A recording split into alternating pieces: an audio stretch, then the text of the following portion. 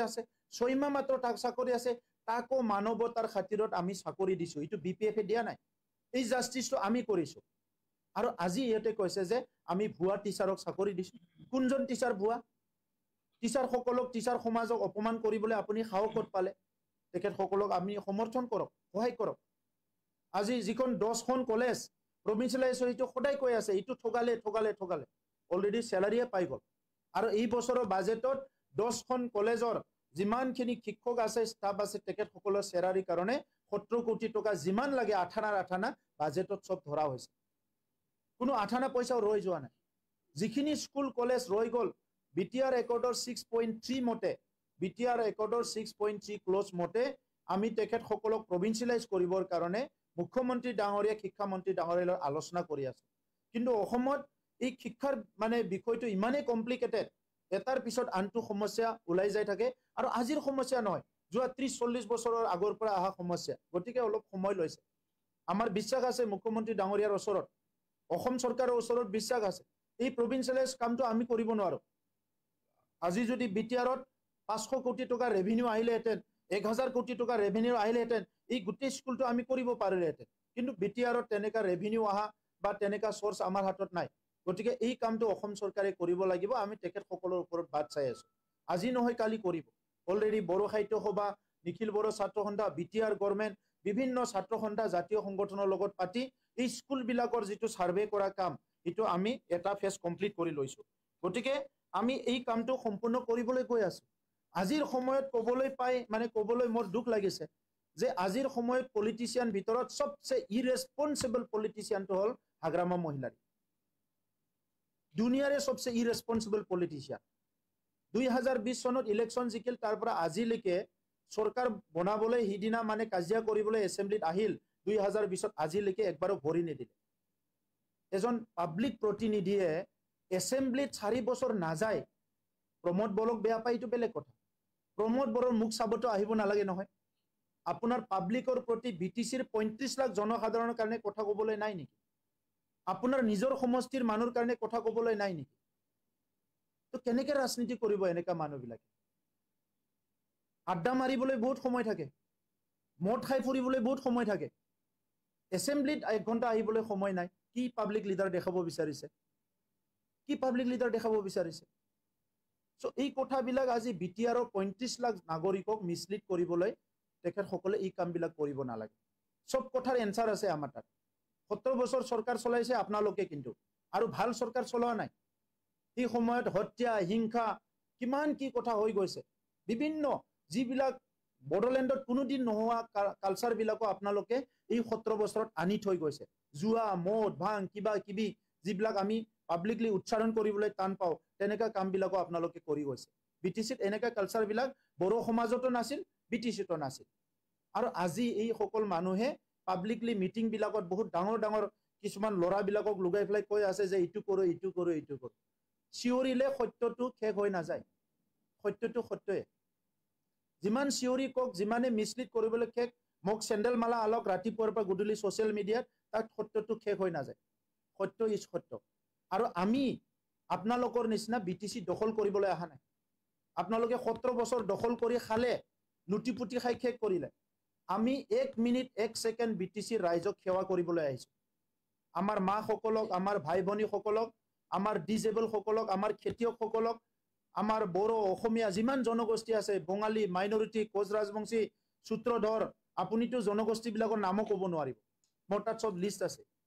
এই গুটিখিনিক মানে আমি সেৱা কৰিবলৈ আহিছো আৰু আপোনালোকৰ দখল কৰা মনোভাৱ দখলদাৰীয়ে কেতিয়াও ভাল সেৱা কৰিব নোৱাৰে সেৱা কৰিবলৈ আহিব লাগিব তো এই কাৰণে ৰাজনীতি অহাকালি কোনে হ'ব কি জানে বহুতবাৰ মোক প্ৰভোক কৰি আছে যে চ্যালেঞ্জ কৰি অমুক কথা কক তুমুক কথা কক আপোনালোকৰ নিচিনা ভয়াতুৰ আৰু পলায়নবাদী মানুহ পৃথিৱীত নাই সাহস আছে যদি এই 3.5 হাজাৰ কন্ট্ৰাক্টৰক পইচা দি যাব লাগিছিলে আপুনি ফান্ড দি ফ্লাই পেমেন্ট কৰি যাব লাগিছিলে কিয় ঠগাই গল নিজৰ দাদা ভাইবিলাকক আমি ইউপিপিএল বিজেপি চৰকাৰত 5 বছৰত আপোনালোকে চাব 5 বছৰৰ পিছত কোনো এজন মানুহে আমাৰ কাৰণে টুপনি হাৰা হ'ব নালাগে কোনো এজন মানুহে আপোনাৰ কাৰণে টুপনি হৰণ হ'ব নালাগে হৰণ হ'ব আপোনালোকৰ নিচিনা মানুহবিলাকৰ কাৰণে তো এই কাৰণে আজি ৰঙালী বিহুৰ সময়ত মই এই কথাখিনি ক'লো, কাৰণ পাব্লিকক কোনোবা মিছলিড কৰিব এইটো আমি কেতিয়াও সহ্য নকৰোঁ। আৰু কৰি থকাটো আমি পাব্লিক ৰিপ্ৰেজেণ্টেটিভ হ'বই নোৱাৰিম যদি আমি সদনৰ ভিতৰতে হওক বা বাহিৰতে হওক যদি কোনোবাই মিছলিড কৰে। আজি কোকৰাঝাৰত পৰ্বতজৰাৰ পৰা লৈ পেলাই কোকৰাঝাৰৰ বিভিন্ন জাগাত শ বিঘা ফৰেষ্টৰ মাটিত যাই পেলাই চাহ বাগান বনাইছে আপোনালোকে, আমি বনোৱা নাই। আমি সেই ফৰেষ্টবিলাক প্ৰিজাৰ্ভ কৰিব বিচাৰিছোঁ আৰু আপোনালোকে শ মাটি বেদখল কৰি পেলাই চাহ বাগান বনাই থৈ গৈছে। আৰু আজি সাধাৰণ মানুহ প্ৰভোগ কৰি আছে যে এইবিলাক আন্দোলন কৰ, কিবা কৰ, হেন কৰ, তেন কৰ, এইবিলাক প্ৰভোগ কৰি আছে। এনেকা কৰিবলৈ নাপায়। সংগ্ৰাম কৰি উঠি একবাৰ চৰকাৰ পাইছে, সংগ্ৰাম কৰি উঠি একবাৰ ৰাজনীতি কৰিবলৈ, শাসন কৰিবলৈ সুযোগ পাইছে, ৰাইজক সেৱা কৰিব লাগে আৰু আমি সেইটোকে বিচাৰোঁ। তো সেইকাৰণে আহি থকা দিনবিলাকত আমাৰ মডেল অফ পলিটিক্সত আমি চবকে একেলগে লৈ আগবাঢ়ি যাব বিচাৰিছোঁ। ইয়াত আজিৰ তাৰিখত আমি আনন্দিত হৈছোঁ। ইয়াত বাথৌ আৰচো হৈ আছে, ব্ৰহ্মৰ আহুতিও হৈ আছে, খ্ৰীষ্টানৰ প্ৰেয়াৰো হৈ আছে, আমাৰ মাইনৰিটিসকলৰ নামাজো হৈ আছে, ঈদো হৈ আছে, আমাৰ গীতা ভগৱত পাঠ হৈ আছে, ৰাম কথা হৈ আছে, কীৰ্তন পাঠ হৈ আছে, দুৰ্গা পূজা, কালী পূজা যিমান আছে আমাৰ আজি হোলীৰ পৰা লৈ পেলাই চব ভালকে প্ৰচলন হৈ আছে। এই পৰিৱেশটোৱে চাব বিচাৰিছিলোঁ আমি, আৰু আমাৰ কাম এতিয়া কমপ্লিট হৈ গ'ল। গতিকে আহি থকা দিনত বিটিআৰ অঞ্চলৰ ৰাইজৰ যি কোৱালিটি অফ লাইফ এইটো ইম্প্ৰুভ কৰিবৰ কাৰণেহে আমি কাম কৰি আছোঁ। আজিৰ যিটো UPPL BJP model of politics আমাৰ কাউন্সিলত, বিটিআৰ কাউন্সিলত আমাৰ মডেলটো হৈছে আমি কাকো টাৰ্গেট কৰি কাম কৰা নাই, কাকো বেয়া পাই কাম কৰা নাই, কাকো আমি টাৰ্গেট কৰি লোৱা নাই। আমাৰ টাৰ্গেটটো হৈছে 35 লাখ জনসাধাৰণ প্ৰত্যেকজন মানুহৰ কোৱালিটি অফ লাইফ, জীৱনৰ কোৱালিটিটো, গুণটো কেনেকৈ আগুৱাই লৈ যাব পাৰে, সেইটোক লৈহে আজি আমি চিন্তা কৰি আছোঁ আৰু কাম কৰি আছোঁ। গতিকে বিটিআৰ অঞ্চলৰ ৰাইজে ইতিমধ্যে দেখা পাইছে শান্তিৰ ফালে কোন আছে, অশান্তিৰ ফালে কোন আছে। মানুহক মিছা কথা কোৱা, প্ৰলোভন, ভুৱা কথা কৈ ৰাজনীতি কোনে কৰে, সঁচা কথা কৈ ৰাইজক সেৱা কৰি কোনে ৰাজনীতি কৰে। তাত আৰু বেছি কথা কৈ কোনো ৰাইজক আজি মিছলিড কৰিব নোৱাৰে। গতিকে মই আপোনালোকৰ জৰিয়তে আজি এই কথাখিনি জনাই দিলোঁ। আশা ৰাখিছোঁ যে বিটিআৰ অঞ্চলৰ ৰাইজে এই গোটেই কথা বুজি পায় আৰু আহি থকা সময়ত সমন্বয়ৰ খাতিৰত, শান্তিৰ খাতিৰত, উন্নয়নৰ খাতিৰত আমি একেলগে আগবাঢ়ি যাব লাগিব। এই কথাটোকে আমি বিচাৰিছোঁ। আৰু আপোনালোক আজি মই কোকৰাঝাৰৰ বিশেষকৈ সেই অশান্তিৰ সময়ৰ পৰা শান্তিৰ সময়লৈকে যিসকলে সাংবাদিকতা কৰিছে, প্ৰত্যেকটো মুহূৰ্তৰ সাক্ষী হৈছে, আপোনালোকৰ জৰিয়তে এইখিনি কথাটো আমাৰ বড়োলেণ্ড তথা অসমবাসী ৰাইজক জনাইছোঁ। আৰু আশা ৰাখিছোঁ এই নতুন বছৰত সকলো সুখ শান্তিৰ মাজেৰে, ভাল এটা মংগল এটা পৰিৱেশৰ মাজেৰে চবে আগবাঢ়ি যাব পাৰিব, সকলোৰে পৰিয়ালত উন্নতি আহিব, সকলোৰে জীৱনত সফলতা আহিব, এইটোকে মই কামনা কৰিছোঁ। ধন্যবাদ। Any question? Any question?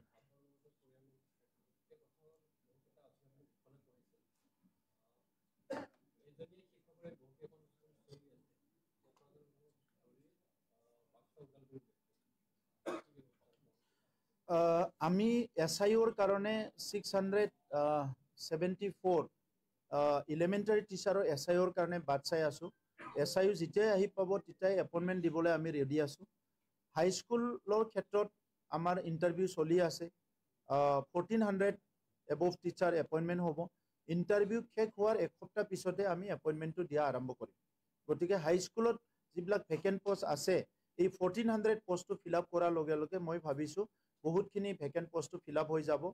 আৰু পষ্ট গ্ৰেজুৱেট টিচাৰৰো ইণ্টাৰভিউ চলি আছে। গতিকে বহুত জাগাত পষ্ট গ্ৰেজুৱেট টিচাৰে হ'ব। খালি এলিমেণ্টাৰীত এই 600 পষ্টটো ফিল আপ কৰাৰ পিছত আৰু 400 পষ্ট আমাৰ ভেকেণ্ট হৈছে। এইখিনিও আমি অসম চৰকাৰলৈ লিখিছোঁ। মই ৰঙালী বিহুৰ পিছতে আশা ৰাখিছোঁ যে SIOখিনি আহিব, আৰু SIOখিনি অহাৰ লগে লগে আমি এপইণ্টমেণ্টৰ প্ৰক্ৰিয়াটো আৰম্ভ কৰিম। তেতিয়া মই ভাবোঁ যিখিনি ছিংগল টিচাৰ আছে এইটো বহুতখিনি ফিল আপ হৈ যাব। ছায়েন্স টিচাৰৰ ক্ষেত্ৰত আমাৰ চৰকাৰৰ পৰা আমি চিন্তা কৰি আছোঁ, যিবিলাক BSc MSc কৰা ল'ৰা ছোৱালী আছে আমাৰ এৰিয়াত, যিসকলৰ চাকৰি হোৱা নাই, তেখেতসকলক অলপ আমি পাৰ্ট টাইমৰ কাৰণে চৰকাৰে ল'ব বিচাৰিছোঁ, যাতে ছায়েন্স আৰু মেথছটো আমি অলপ ইম্প্ৰুভ কৰিব পৰা যায়।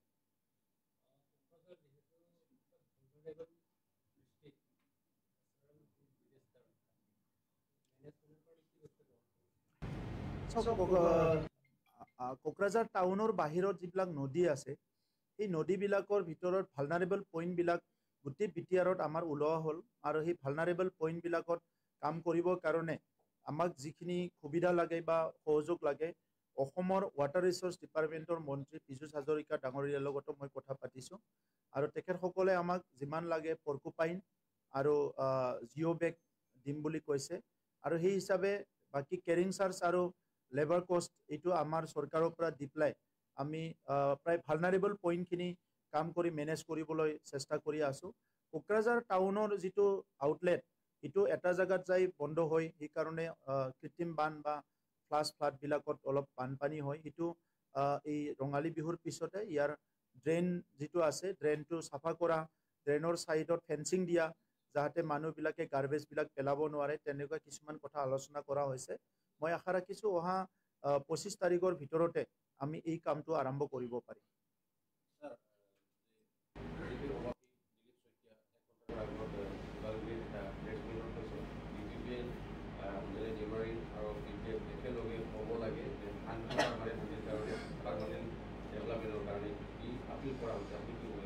মই ধন্যবাদ জনাইছোঁ তেখেতে এটা বহল মন লৈ পেলাই কৈছে তো তেনেকুৱা পৰিৱেশ আহিলেতো ময়ো ভাল পাম কিন্তু আজিলৈকেতো হোৱা নাই মই তাকে কৈ আছোঁ 1967ৰ পিছত আমাৰ যিবিলাক দুটা তিনিটা দল হৈছে এইবিলাক এক কৰিবৰ কাৰণে কেতিয়াবা বড়ো সাহিত্য সভা কেতিয়াবা নিখিল বড়ো ছাত্ৰ সন্থা বড়োৰ সচেতন মহলে বহুত চেষ্টা কৰি আহিছে কিন্তু এইটো হোৱা নাই আজি তেনেকুৱা পৰিৱেশবিলাক হ'লেতো ভাল হয় কিন্তু এতিয়া বিভিন্ন জায়গাত কাৰ্বি আংলঙতো দেখিছোঁ বা বিভিন্ন অঞ্চলতো দেখিছোঁ ডেমক্ৰেটিকভাৱে বা পলিটিকেলি নট ডেমক্ৰেটিক পলিটিকেলি কি হয় মানুহবিলাকে বহুত সময়ত তেনেকুৱা ডিভাইড হৈ থাকে আৰু চবৰো এজেণ্ডা বেলেগ কাৰোবাৰ এজেণ্ডা সমাজ সেৱা কাৰোবাৰ এজেণ্ডা পাৱাৰ তো সেইকাৰণে বহুত সময়ত যায় মিলিব নোৱাৰে তো গতিকে তেনেকুৱা হ'লেতো ভালেই পাম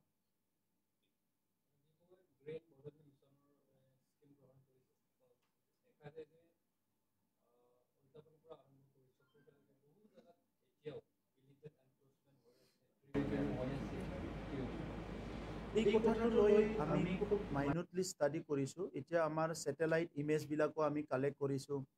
গ্ৰাউণ্ডতো ছাৰ্ভে হৈ আছে আৰু আগৰ সময়তকৈ যথেষ্ট এইটো কমি গৈছে কিন্তু এতিয়াও আছে এইটো 100% নাই বুলি নকওঁ আমি লাহে লাহেকৈ কৰিছোঁ কাৰণ কিছুমান মানুহে প্ৰভোগ কৰি থাকে আমি এগেইন কনফ্লিক্ট এটা হওক বা কিবা বেয়া ঘটনা হওক এইটো বিচৰা নাই কিন্তু বিশেষকৈ আমাৰ যিখিনি এৱাৰনেছ আৰু যিখিনি ফৰেষ্ট ডিপাৰ্টমেণ্টৰ কাম কৰা ইয়াত বহুতে সহযোগ কৰা নাই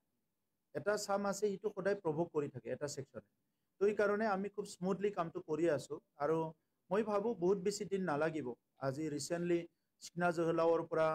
জহেলাও যিটো নেশ্যনেল পাৰ্ক ঘোষণা কৰা হ'ল তাৰ পৰা 54 ফেমিলি ওলাই আহিছে তেখেতসকলৰ ছেটেলমেণ্ট দিয়া হ'ল লাহে লাহেকৈ তেখেতসকলৰ মাজতে এৱাৰনেছ হ'লে মই ভাবোঁ এই কামখিনি বন্ধ হ'ব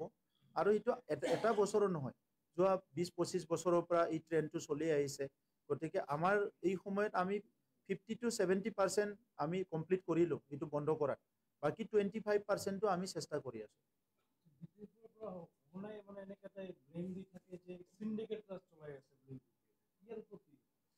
চাওক চিণ্ডিকেটটো BPFৰ দিনত আছিলে আপোনালোকেও কোকৰাঝাৰতে আছে আমিও কোকৰাঝাৰতে আছোঁ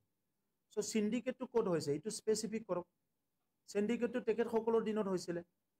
আৰু সেই সময়ত শ্ৰীৰামপুৰ গটত সৰু সৰু ঘৰ বনাই কিবা বনাই মানুহ যাব নোৱাৰে দিনে ৰাতি আমিতো চবেই দেখা পাইছিল আজিতো তেনেকুৱা নাই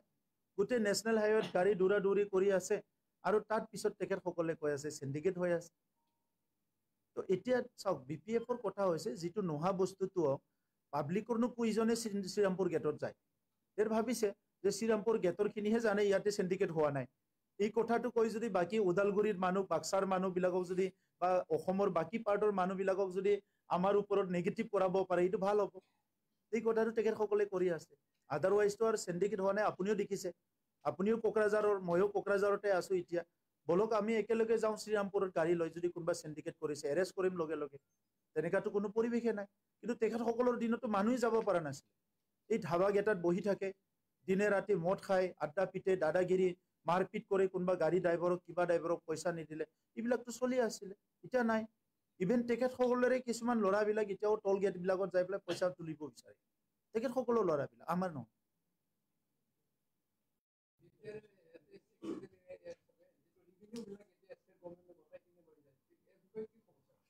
আপোনাৰ তাত একো তথ্য নাই ষ্টেট গভৰ্ণমেণ্টে লৈ যোৱাৰ, আমিহে চৰকাৰ, আমিহে ক'ব লাগিব লৈ গ'লে। আমাৰ পৰা কোনো ৰেভিনিউ অসম চৰকাৰে লৈ যোৱা নাই, যি ৰেভিনিউ পায় আমিয়ে পাওঁ। খালি আগত মেনুৱেল আছিলে, আমি এতিয়া ডিজিটেল কৰি আছোঁ ফৰেষ্টত। বাকী লেণ্ড ৰেভিনিউ যি আহে, লেণ্ডটোতো আগৰ সময়ত ছেটেলমেণ্টে লোৱা নাই মানুহে। কাৰণ 1 বিঘা মাটি যদি 5 লাখ টকাত কিনে, আপুনি 4 লাখ টকা দিব লাগিব, প্ৰায় 3,75,000 দিলেহে আপোনাৰ মাটি ছেটেলমেণ্ট হয়। সেইকাৰণে কোনো মাটি ছেটেলমেণ্টৰ কাৰণে অহাই নাই যোৱা মানে 17টা বছৰত। এতিয়া আমি কি কৰিলোঁ যে মাটি ছেটেলমেণ্টত 1 বিঘা মাটিত মাত্ৰ 1,000 দিব লাগিব। আৰু 20 বিঘা যদি কিনে, কিমান লাখত কিনে ইয়াৰ লগত মতলব নাই। আপুনি 20 লাখতো কিনিব পাৰে, 10 লাখতো কিনিব পাৰে। আগত আপুনি 20 লাখত কিনিলে আপুনি 18 লাখ টকাটো আপুনি জমা দিব লাগিছিলে ছেটেলমেণ্টৰ কাৰণে,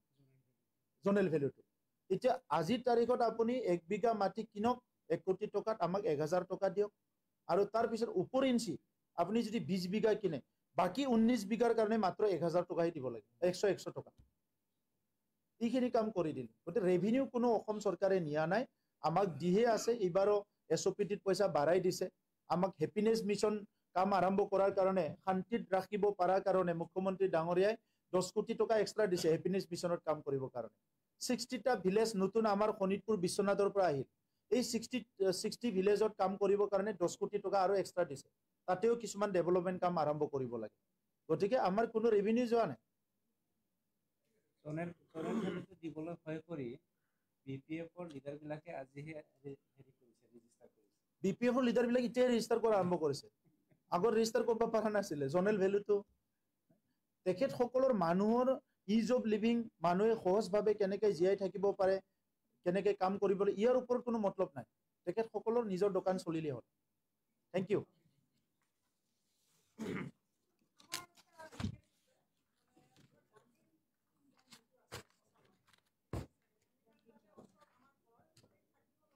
এতিয়া ছেগ্ৰিগেশ্যন কৰা মেচিন আহি পালে।